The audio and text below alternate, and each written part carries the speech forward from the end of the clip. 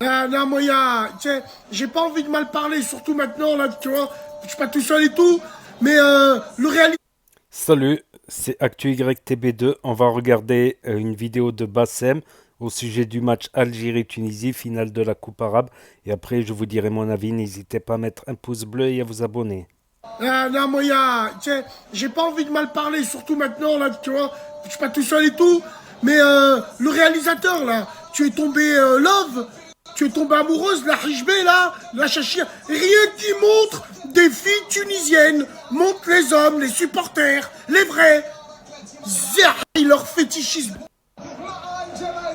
Ça, c'est Bassem tout craché, tu vois. N'importe qui va regarder le match de foot, tu vois, il va s'intéresser au match de foot. Non, lui, il va s'intéresser au caméraman s'il a filmé des femmes tunisiennes ou pas.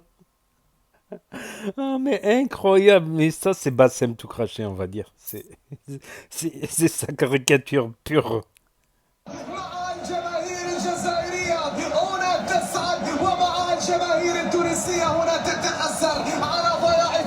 Je vais aller manger du porc, moi. Il est dégoûté quand l'Algérie a marqué. On a gagné. On a gagné. On a gagné.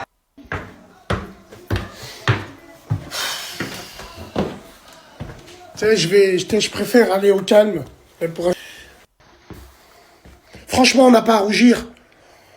Je suis très content pour nos frères algériens. Wallahi l'adim, on a bien tenu la dragée haute.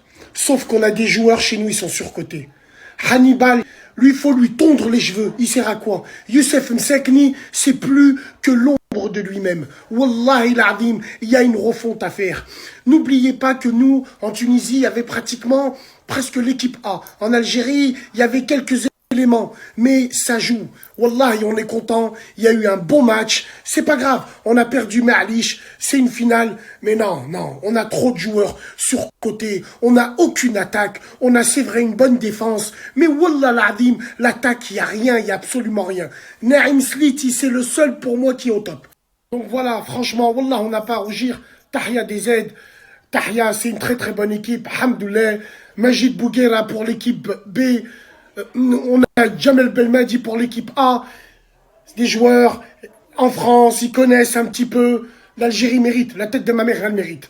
On pense à nos frères marocains aussi, qu'ils ont un super beau football. Et c'est bon, ça nous tire vers l'avant. Hamdoullah, pour moi, le plus important, c'est qu'on a gagné chez les... Ya Habibi, Ya Habibi. Je suis dégoûté. Sur les yeux de ma mère, c'est un truc de fou.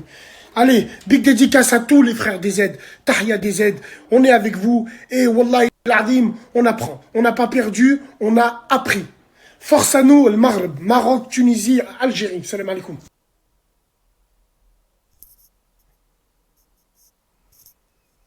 Donc voilà, on va regarder quelques images et après je vais vous dire mon avis. كريم لاعب المنتخب القطري منتخب قطر صاحب الميدالية البرونزية بينما هنا وصيف بطولة كأس العالم النصوص.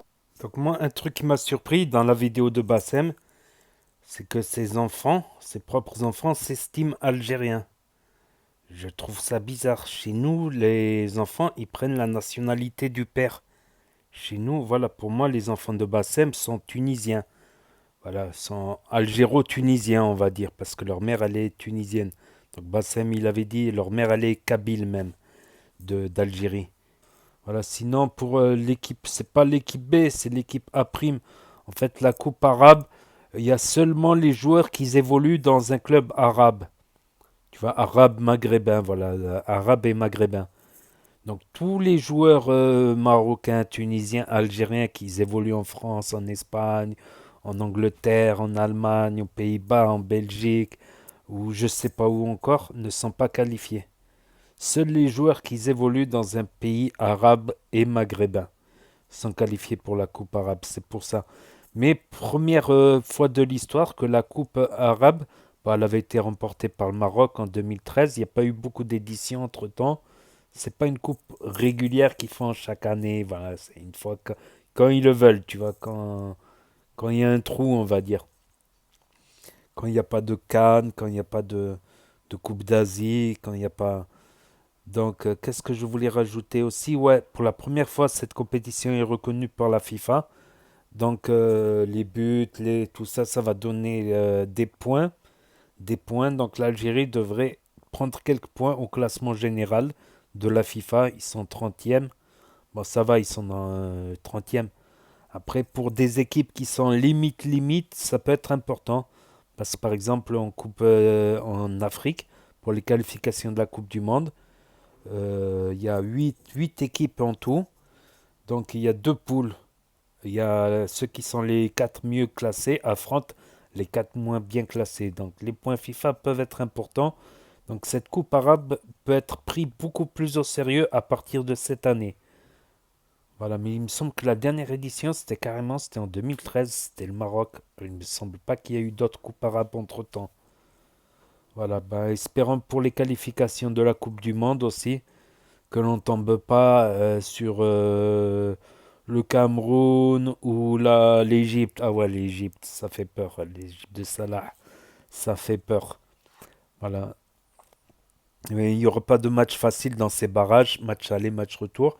Le tirage au sort, il devait avoir lieu le 18 décembre finalement au Qatar. Finalement, il a été annulé. Il aura lieu au Qatar le 15 janvier, il me semble. En janvier en tout cas, ça c'est sûr en janvier. Voilà, voilà. Et félicitations à l'Algérie d'avoir remporté. Ils se sont battus.